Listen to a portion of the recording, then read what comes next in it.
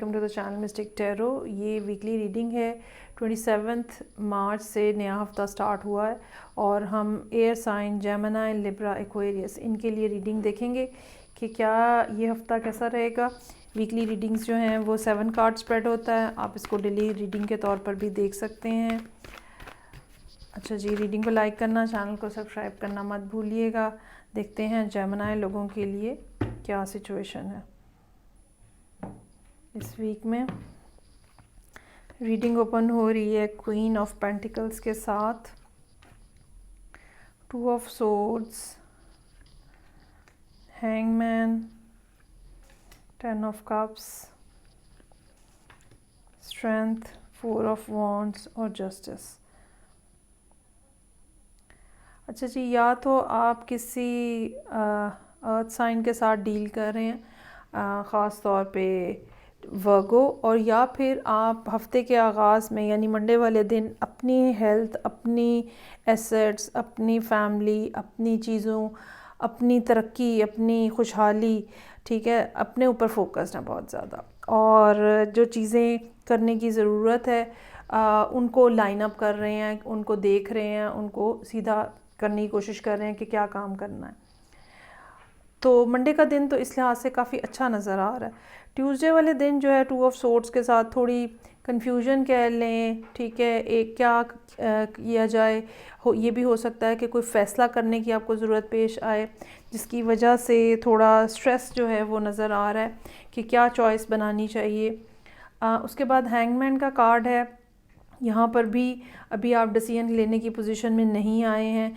अच्छा, ये डिसीजन जो है ये भी हो सकता है कि अगर आप किसी क्वीन के से डील कर रहे हैं, क्वीन ऑफ पेंटिकल से डील कर रहे हैं, ठीक है, जैसे कि मैंने स्टार्ट में कहा, तो ये भी हो सकता है कि इनके हवाले से आपको कुछ डिसाइड करना है जो कि आप नहीं कर पा रहे, और 2 ऑफ सोर्ड्स और हैंगमैन के साथ 2 दिन जो है वो आप सूरत हाल को समझने की कोशिश कर रहे हैं। उसके बाद 10 ऑफ कप्स का कार्ड है। ये एक फैमिली डे हो सकता है, या फैमिली के हवाले से कोई अच्छी खबर, बच्चों के हवाले से कोई अच्छी खबर। ये भी हो सकता है कि अगर वो लोग जिनका घर बन रहा है उस हवाले से कोई अच्छी बात जो है वो पता चले, या ओवरऑल जैसे किसी दिन आप छुट्टी करके जल्दी आ जाते हो और एक फ़ैमिली का टाइम जो है, फैमिली बॉन्डिंग टाइम जो है वो गुजारते हो। सो रिलैक्स होने के लिए एक दिन बहुत अच्छा है। फिर स्ट्रेंथ का कार्ड है। अगेन चीज़ों या हालात कह लो कि हालात से लड़ने के लिए आपके अंदर जो एबिलिटी है, ठीक है, आप उसको इस्तेमाल कर रहे हो। ये हो सकता है कि फ्राइडे वाले दिन कुछ डिफ़िकल्टी रहे, लेकिन ये डिफ़िकल्टी इतनी नहीं होगी कि आपको किसी किस्म की टेंशन हो सके और आप इसको इजीली डील कर लेंगे।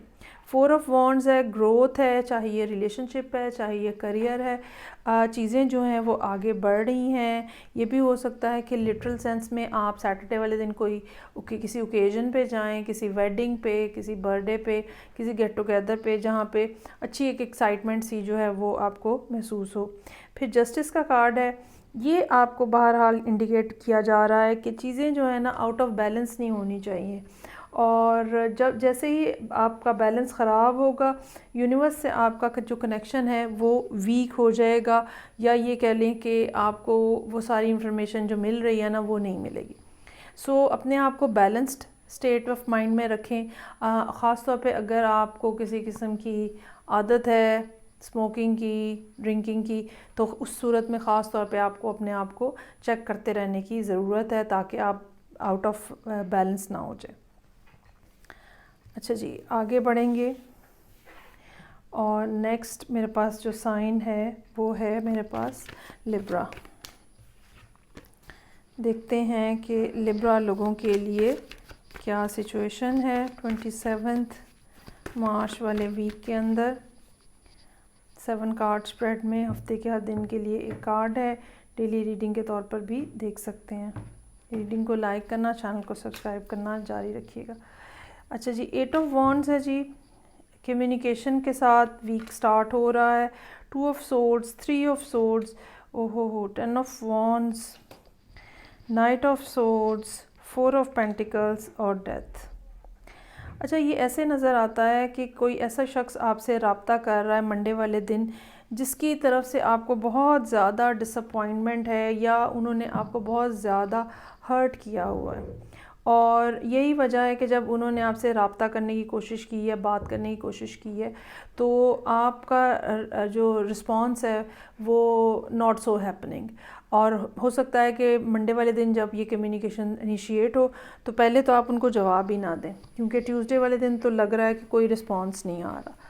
और उसके बाद फिर वेंसडे वाले दिन 3 ऑफ सोर्ड्स के साथ कोई ऐसी कम्युनिकेशन हो सकती है जो कि पेनफुल है, या ये कह लें कि वो जो पुराने ज़ख्म लगे हुए हैं उस बातचीत के साथ, उस जवाब के साथ, हो सकता है वो दोबारा हरे हो जाए। ये भी पॉसिबिलिटी हो सकती है कि आप उनको ऐसा कोई करारा किस्म का जवाब दें कि वो हर्ट हो जाए, जो जिस पर्सन ने आपको कम्युनिकेशन की है। लेकिन बहरहाल जो भी सूरत हाल है वो ख़ाली इस पर्सन के लिए डिफ़िकल्ट नहीं होगी, वो आपके लिए भी उतनी ही ड्रेनिंग है, उतनी ही पेनफुल है, इमोशनली उतनी ही डिस्टर्बेंस है आपको भी, क्योंकि यहाँ पे 10 ऑफ वॉन्ड्स का कार्ड है। चीज़ें आपके लिए काफ़ी ज़्यादा मुश्किल नज़र आ रही हैं। एक ये भी सूरत हाल हो सकती है कि इस पूरे वीक में आप इनको रिस्पॉन्स ना दें, ठीक है। 2 ऑफ सोर्ड्स के साथ तो वैसे ही आप बात ही नहीं करना चाह रहे। 3 ऑफ सोर्ड्स, ये हो सकता है कि वेंसडे का दिन आप बहुत ज़्यादा पेन में गुजारें, पुरानी बातें याद आ रही हैं, वो जो उन्होंने कहा था, वो जो उन्होंने बोला था, वो सब याद आ रहा है। उन चीज़ों को हैंडल करने के लिए आप थर्सडे का दिन गुजार रहे हैं। आपको इमोशनल प्रेशर हो सकता है बहुत ज़्यादा हो। नाइट ऑफ सोर्ड्स के साथ आपका रिस्पांस जो है वो काफ़ी हार्श होगा। अगर आप फ्राइडे वाले दिन इस मूड के अंदर बात करते हैं या रिस्पांस देते हैं तो आपका रिस्पांस बहुत ज़्यादा हार्श होगा। इसको टोन डाउन करने की ज़रूरत है। अगर आपने ये डिसाइड कर लिया कि आपने कोई ताल्लुक़ नहीं रखना तो फिर तो जवाब देने की ज़रूरत नहीं है। लेकिन अगर आप ये सिर्फ़ अपना गुबार निकालना चाह रहे हैं और ताल्लुक़ को दोबारा स्टार्ट करना चाह रहे हैं, रिलेशनशिप दोबारा बनाना चाह रहे हैं, तो फिर अपनी टोन को, अपने वर्ड्स को इस लेवल में रखिएगा कि पैचअप करने के लिए फिर मुश्किल ना हो। 4 ऑफ पेंटिकल्स है, यहाँ पर भी एक खामोशी है, एक इंटेंशनल किस्म की खामोशी, जिसमें इंसान अपनी बात, अपने इमोशंस, अपने फीलिंग्स जो है वो शेयर नहीं करता है और वो अपने तक संभाल के रखता है। और फिर यहाँ पे डेथ का कार्ड है जो कि मुझे ये बता रहा है कि चीज़ें जो हैं वो एंडिंग की तरफ जा रही हैं। अब ये एंडिंग जो है इस स्टेगनेंट जो एनर्जी है इसके लिए भी हो सकती है कि आप जो जवाब नहीं दे रहे या आपका बहुत ज़्यादा गुस्सा है, ठीक है, उसकी भी एंडिंग हो सकती है, लेकिन एक रिलेशनशिप की भी एंडिंग हो सकती है। तो अब ये क्या होगा, इसके लिए फिर अब अगला हफ़्ता देखेंगे या फिर जो अप्रैल की मंथली रीडिंग है उसके साथ आप इसको कोरिलेट करने की कोशिश कीजिएगा, ताकि पता चल सके कि अप्रैल के स्टार्ट में क्या सिचुएशन है और फिर किस तरह से सूरत हाल डेवलप होगी। चलें जी, मैं थर्ड रीडिंग स्टार्ट करूँगी अब, जो कि मेरे पास थर्ड साइन है एक्वेरियस।